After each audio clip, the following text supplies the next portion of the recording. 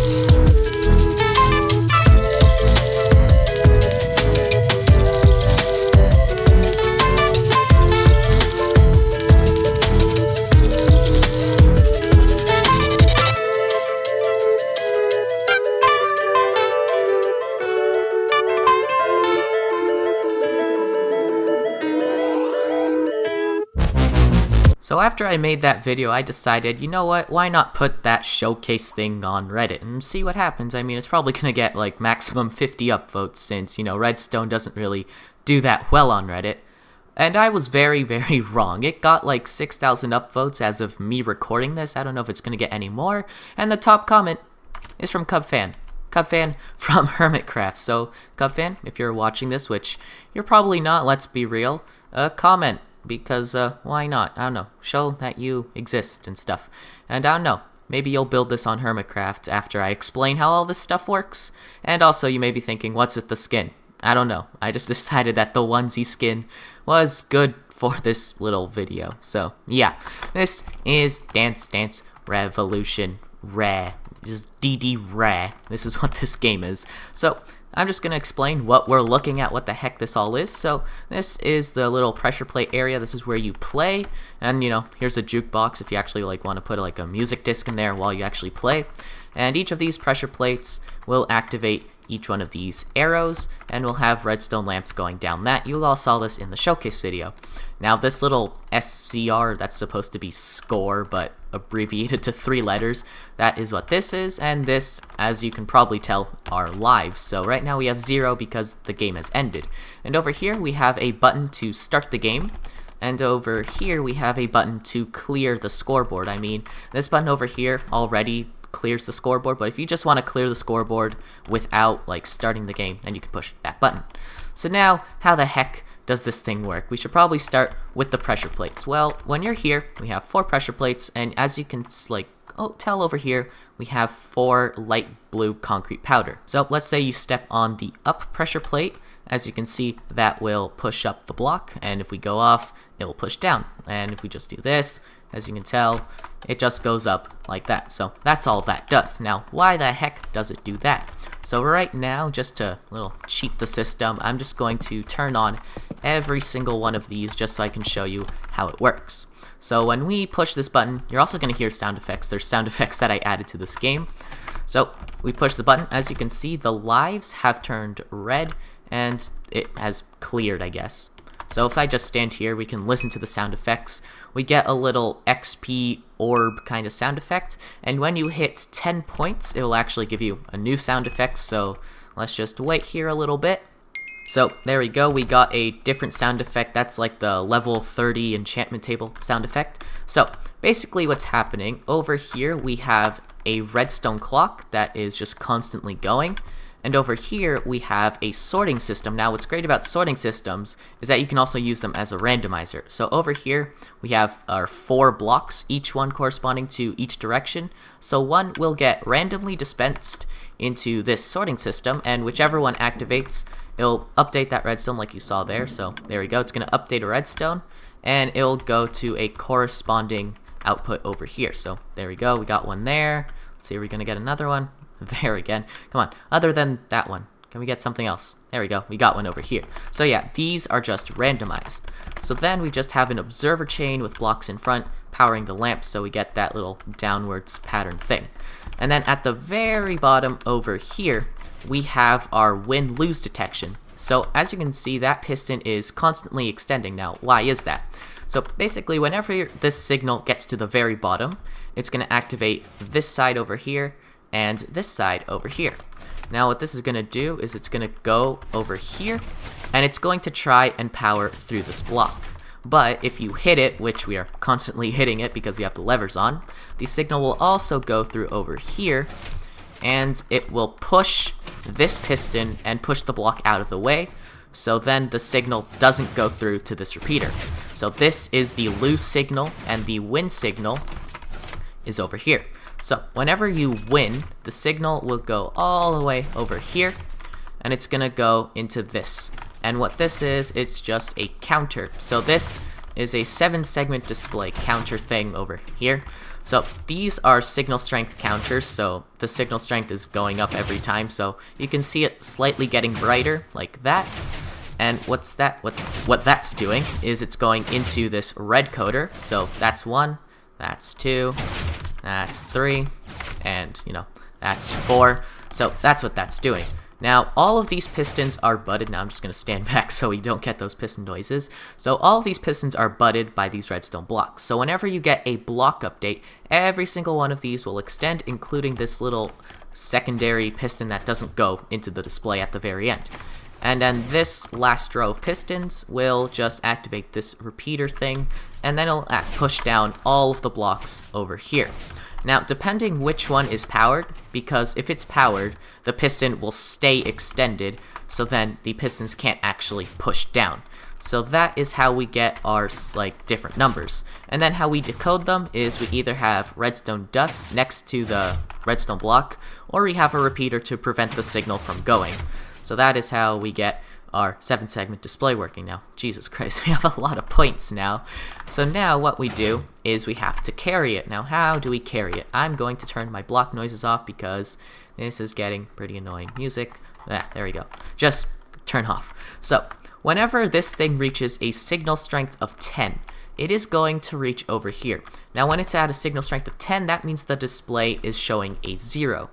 So that means we have to go over here. And so, okay, let me explain better. So this is a signal strength of 9, so it'll go through over here.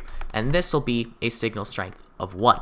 So then when it's 1 more, so that means when it's at the signal strength of 10, it'll activate this, go through this repeater, and it'll go through this yellow line over here. Now what this will do is it will go under, and it'll power this block. Now when you power that block, this counter just completely resets, and this signal strength turns to 0. And then after that, a few ticks later, we have some delay, and then we power the counter once, and that's going to give it a signal strength of 1. So whenever you get 11, that's what's happening. It's giving another pulse, so then it will show a 1. And then that will also power this secondary counter over here with this green line. So if we just follow this green line and not fall. So that same comparator that we saw over here is also connected to this green line, which goes all the way over here, and you just saw it activate. And it will activate this other counter over here, and that will display the 10s. So also we have these two command blocks. That is the play sound, so you get the little jingle ding sound, and this is the level up sound that you get whenever you hit every single 10 points. So now that we saw how the point system works, now let's just turn everything off, and we have gone over 100. So let's turn everything off and watch the hearts slowly descend. So let me actually just deactivate 2. So let me just quickly go over here. So whenever we see the lose signal activate, which is now like a 50-50 chance with the way I wired it, so boom, it went through. It's now going to go up through this piston, and what that does is it activates this little counter thing over here. So as you can see now, 2 of the hearts have been activated, and soon the 3rd one will. If we just give it enough time, come on, it's a 50-50 chance. There we go. Everything resets and we get a game over. Now what is this system over here and what does it do? So we have this torch and this repeater, and it's constantly on, and we have some pistons over here. So whenever this piston gets activated, it will go through this signal over here, and it's going to activate this back piston for a short amount of time, and then this middle piston, and then this front piston. Now what that does is when this piston extends, this block is now going to be here. And since it's got a block update, it's going to stay extended.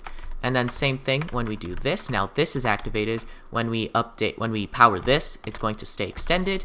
And then when we power the last one, it's going to stay extended. But it's also going to send a pulse all the way to the back over here. It's going to deactivate the torch. So it's going to unpower everything, making all the pistons retract. So if we just do this, as you can see, it retracts the piston, and there we go, it's all retracted. Now each one of these little outputs are connected to one of these hearts, and these are the command blocks with the play sound command. So if we just look in here, this is the bat death command, and then this is the villager death, and then this is the enderman death, and then over here we have the game over title thing that we saw. So what the hearts is actually really simple. All it is this little triple piston extender pusher. Now I say triple piston extender and you think, oh my god, that sounds complicated. It really isn't. It's just this activates, and the second line activates, and the third line activates. It doesn't have to retract or do anything since it just pushes the blocks up and down. So that's what happens when we lose a life, and then it turns like this dark red color. So that is how that's how the 7-segment display works. That's how the hearts work. Now how the heck does the input work? So the input is this cyan circuit. Everything is cyan. So when you push the button, it's going to go down this line and down here. So when we go over here, what this is going to do is it's going to start up the clock. So it's going to extend this piston and this observer. This will retract the redstone block, and this will start this clock over here. So that starts the game. And then there's a few other inputs. This piston also gets activated, and it will power all of these red lines over here. Now what that does is it just activates these bottom pushers, which are basically the exact same as the top. So this bottom row activates, then the middle, then the top. So that's going to push all the hearts, so then they turn bright red instead of this dead dark red color. So that's what that happens. And then we have this other piston with slime blocks that go all the way down here. And what that does is it's going to go and it's going to reset the counters over here. And it is also, if I can figure it out, it's going to go to this purple line. And yeah, it's going to reset the counters from the signal strength level. Now, the reason why this dropper activates is that there's sometimes a bug where an item gets stuck in here and this thing just starts clocking. So if you want to just stop that from happening, all you have to do is manually reset the score or start the game over again. They both go into the same dropper. So yeah, so both counters get reset, which in turn will reset all of these pistons to be retracted. And then there's a few things over here, and there's another pulse that just pushes all of these pistons down. So whichever is like extended, it'll just push down. So if I push this button, you'll see that happen. So everything extends, and then everything just pushes down. It's pretty easy stuff, I say. And then people are gonna comment, it's not easy, it's very complicated. So that's basically it. There's nothing else to explain. Really, like the only system that's actually like matters the most is this little randomizer and this wind detect. The rest is just kind of optional with lives and points. So yeah. Also want to give a shout out to Ben the Human, who also watched my live stream and then made his own version on Bedrock Edition with commands, so I'll link that video in the description. I'm going to link Red Nomsters in the description too, and I'm going to link the Reddit post, and also the download link. Now here's the catch. I'm sorry, Reddit people, you can't just go on my Discord server and get the thing for free. Now it's not pay to win either, okay? You don't pay to get maps. Basically, if you want to download any of my maps, you have to be level 5 on my Discord server. That's just to prevent people from just dropping by and then immediately leaving, because that's not fun, and that hits my feelings.